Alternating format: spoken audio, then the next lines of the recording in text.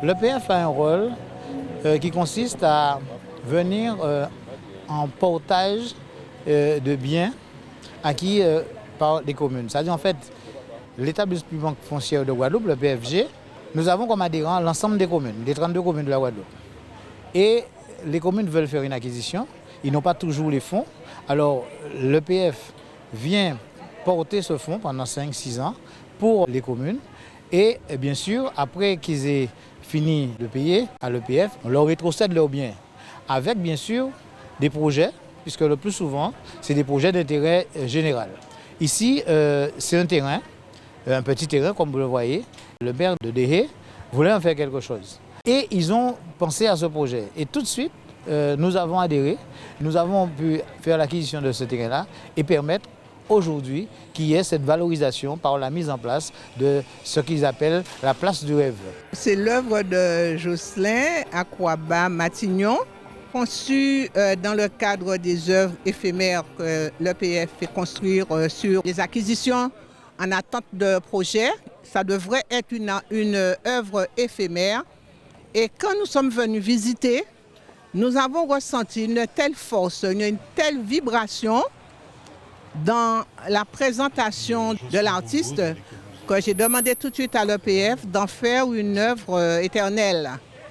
D'autant plus que ce que cette œuvre véhicule correspond tout à fait à l'image, à ce que nous voulons que ceux qui vivent dans la commune, de même que ceux qui nous visitent, ressentent. C'est cette paix, cette harmonie entre le corps et l'esprit, et puis surtout cet ancrage dans notre véritable tradition de Kalinago.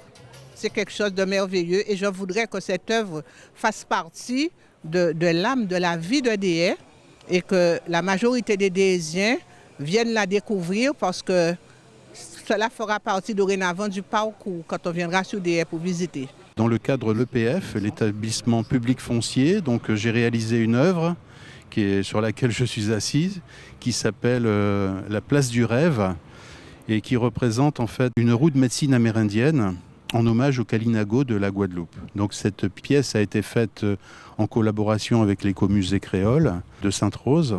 Elle est hautement symbolique puisqu'elle représente les différentes directions solaires qui se trouvent dans une roue de médecine amérindienne, c'est-à-dire l'Est, l'Ouest, le Nord et le Sud. Et elle représente aussi les 4 couleurs du maïs à partir duquel, dans cette symbolique amérindienne, les hommes ont été créés. Pour être ici en premier, c'est un honneur parce que ça représente beaucoup les médecins, les plantes médicinales et tout ce qui appartient à la vie médicinale des Amérindiens. Alors pour être ici aujourd'hui, c'est vraiment un honneur sur le nom des Amérindiens. Il y a 3000 Kalinago en Dominique, mais aussi il y a plus que 300 qui habitent en Guadeloupe. Comme on sait, les Kalinago étaient déjà en Guadeloupe avant d'être en la Dominique. Alors, si on peut dire, on est origine de la Guadeloupe. J'ai créé cette association, ça fait 4 ans, et c'est pour mettre en valeur notre culture et savoir-faire. Alors, parmi nous en Guadeloupe, on a quelques Kalinago, on peut dire un certain Kalinago qui fabriquent toujours les paniers. Et on a notre boutique artisanale. On se trouve en Cap-Esther-Bello, au village artisanal derrière la mairie. En ce qui concerne cette œuvre, j'ai participé à la partie béton dans la construction. Et l'artiste, lui, il a fait la partie décoration, mise en valeur, la beauté de cette œuvre. Mais quand il m'a proposé ce projet, j'étais très content parce que ça va dans le droit aligné dans le travail qui est fait à l'écomusée créole à Sainte-Rose.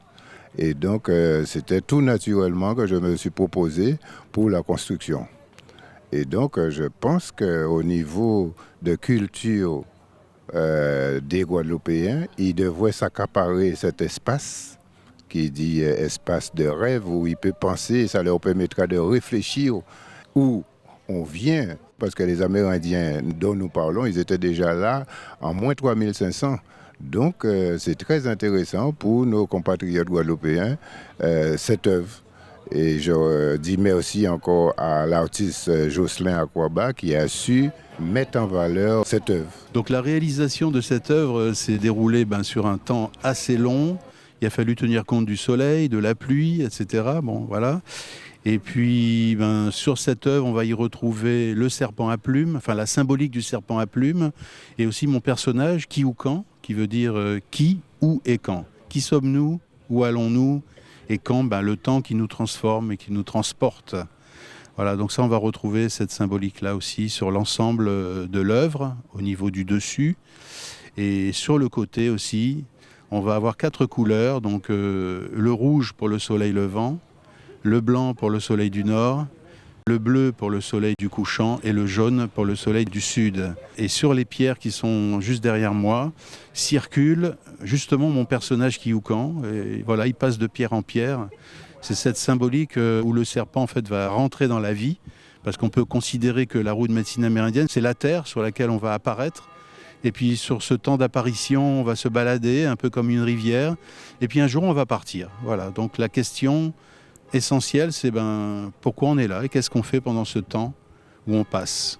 Ce moment était très important pour moi dans la mesure où ici même habitait Faustine Paul, la mère de mes sœurs, et qui ici a fait cette acquisition avant même que cette route qui s'appelle Rue de la Liberté ne soit construite et qu'elle a élevé ici ses enfants. Et pour moi, c'est un bel hommage que ce ne soit pas n'importe quoi qui soit installé dans cet espace. Ce petit friche de Déhé ne sera plus. Aujourd'hui, ce sera un endroit visité, un endroit où tous les habitants de Déhé, comme l'a dit le maire, participeront à la vie de tous les jours. Ils viendront se recueillir, ils viendront passer un moment. Il fera partie en tout cas de la vie intégrante de la commune.